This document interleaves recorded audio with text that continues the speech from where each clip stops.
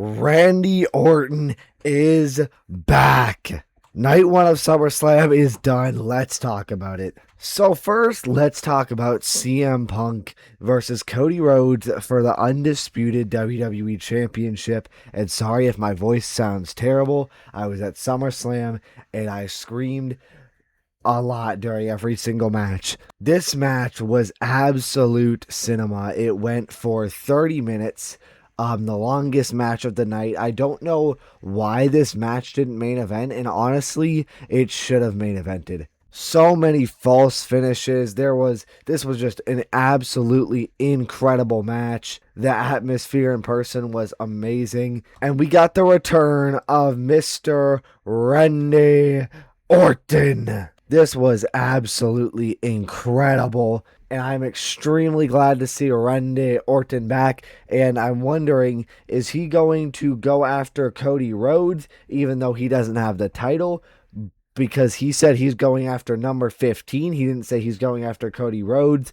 But if they're going to just drop that narrative, and that's definitely something WWE would do. If they're going to just drop that and run with Cody versus Randy, I'm okay with it because I just want to see Cody versus Randy get paid off properly. Unfortunately, there was no Kevin Owens return in this match. I was hoping, praying the entire time that we would get the return of Kevin Owens, but it just never happened. It's rumored that he's returning very soon, so hopefully we can get that in the next couple weeks. This was, I think, the best match of the night. Like I said, should have main evented.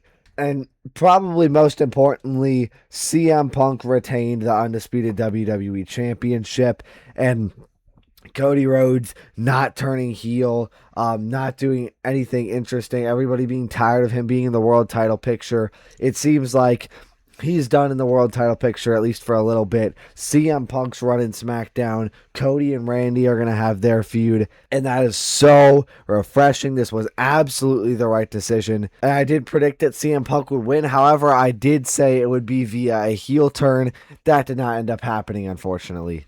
But overall, an absolute banger of a match. I loved every second of this, and I hope they run it back at some point with an actual proper narrative. As for what's next for CM Punk, it could really be anything on SmackDown. They teased a thing with Trick Williams on the post-show. CM Punk called out OBA FEMI, maybe a Royce Keys, maybe an LA Knight. Yeah, you could really do anything with CM Punk, and I am absolutely in for it, and I'm ready to see the CM Punk title run. The opening match was an absolute banger between Io Sky and Liv Morgan for the Women's World Championship. My prediction for this match was that Io Sky was going to win because Liv Morgan is still cursed, and that Stephanie Bacchian would return and cost Liv Morgan. Or maybe at least equalize the Judgment Day factor with Raquel Rodriguez and Roxanne Perez. But I was just flat out wrong because WWE didn't care about the curse, which is like one of the things that they've protected the most out of anything, any finisher, any wrestler, anything in the company. They protect the curse with their life, and the curse didn't even come into play. And Liv is still cursed. So I think that is absolutely ridiculous. She didn't lose. She had no unlucky things. She didn't get injured. At least that I know of. Hopefully not. The Judgment Day didn't turn on her. Literally, the curse did not matter. So that's just awesome. That hurts the curse. They could have just had Danhausen uncurse her. But they didn't. And Liv Morgan ended up winning, which I mean, I guess it's fine. Giving the title to Io doesn't fix the issue you have with the Raw women's main event scene. That issue being just not enough people. It is literally Io Sky and Liv Morgan. That's it. So if you give the title to Io, it's still just Io and Liv. So that doesn't really fix the problem. So I guess, but like, at the same time, Liv's reign has been so bad at this point, you should just end it and then try again another time.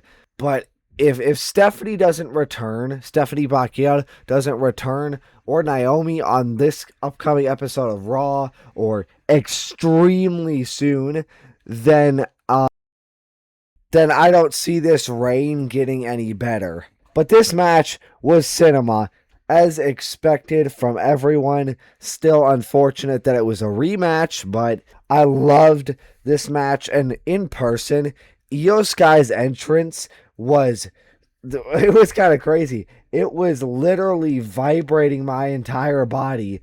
It was really weird, but it was really cool, and I loved seeing Io Sky. Then we had a match between Gunther and Nick Aldis in his return to the ring after 3 years, his first WWE match, his WWE debut. And I am proud to say Nick Aldis did not disappoint. He did absolutely phenomenal. And I know how much this meant to him because of what he said on the Chris Van Vliet Insight podcast.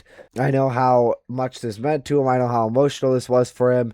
And he was hoping he didn't let people down. And Nick, you did not let anybody down. This was absolutely amazing. His theme song was really good, and I think he had a great entrance. He got a really solid pop. He was doing top rope maneuvers. He was running the ropes as smooth as butter.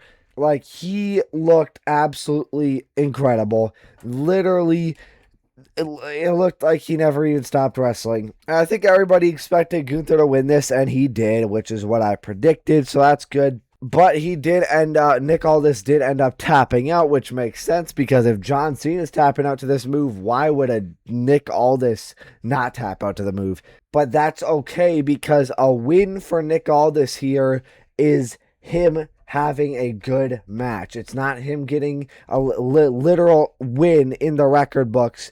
It's him having a good match, and he absolutely delivered. By the way, this dude is absolutely yoked. Like, oh my God, he looked incredible. And Triple H has officially reinstated him as a general manager, which I don't like. I think, well, there is, like, I don't know if there's a place in WWE right now for Nick Aldis as a wrestler, at least. I do think it would have been interesting to see him have some more matches, but I won't complain. He's a really good general manager, so. And he had a great moment after the match with his family, with Mickie James and his kid. So overall, just a win for everybody. Maybe except Gunther because he's having matches with Nick Aldis 7 months after retiring John Cena. Or 8 months. Then we had a 6-man tag match between the Usos and Jacob Fatu up against Royce Keys, Solo Dolo Sikoa, and LA Knight. Yeah. This was a really entertaining match. This might be the best built match of all of SummerSlam, maybe besides Oba versus Brock. They put a lot of effort into this, and it was a really solid match, and Solo did not end up turning on Royce Keys and LA Knight, yeah, which I did predict, so but I predicted him to turn, and he didn't, so that's unfortunate for me, but honestly, I'm kind of glad because Solo as this singles act babyface is so entertaining. He ran back Jey Uso's entrance mid-match and started yeeting it right in front of him, putting Jey Uso in the cuck chair, just yeeting with the crowd. And this was hilarious. Genuinely, Solo Sikoa should never be a heel again. And what I loved most about this match was who got the pin, laid him down in the center of that ring for the 1, 2, 3. It was none other than the megastar L.A. Knight. Yeah. Hit that BFT, give him 3 the hard way. And L.A. Knight, man, he's still hot. I think there is a chance. Call me naive, call me stupid. I think there's a chance he wins Money in the Bank this year. One thing I didn't like about this was that the entire Usos and Jacob Fatu entrance was one big sponsor for like War Games, E-Raiders or some shit like that. That was pretty stupid, but it seems like these sponsored entrances are something that happen every year at SummerSlam and WrestleMania now. Like WrestleMania 41, the War Raiders had a sponsored entrance. SummerSlam 2025, the Street Profits had one, I think. And now this year at SummerSlam, they had it with the Bloodline or the Usos. No, the Bloodline and Jacob Fatu. But yeah, this was a really, really good match. Royce Keys looked absolutely phenomenal. He had a beautiful spine buster on Jacob Fatu. He had a power slam like over the barricade to Jacob Fatu. That was pretty sweet. That was awesome. And I do ultimately think they made the right decision with having LA Knight win for his team. What's next for LA Knight? Yeah, I'd say Money in the Bank. Royce Keys maybe a singles feud with Jacob Fatu. Solo probably continues his feud with the Usos. Then we had a 6-woman tag match, and this was actually a really solid match. However, this was my least favorite match, not because of the talent these ladies displayed, not because of a bad match. These ladies did absolutely phenomenal, but what ruined this for me was the crowd was absolutely dead the entire match. Even during the entrances, during the ending of the match, it was dead silent the entire time.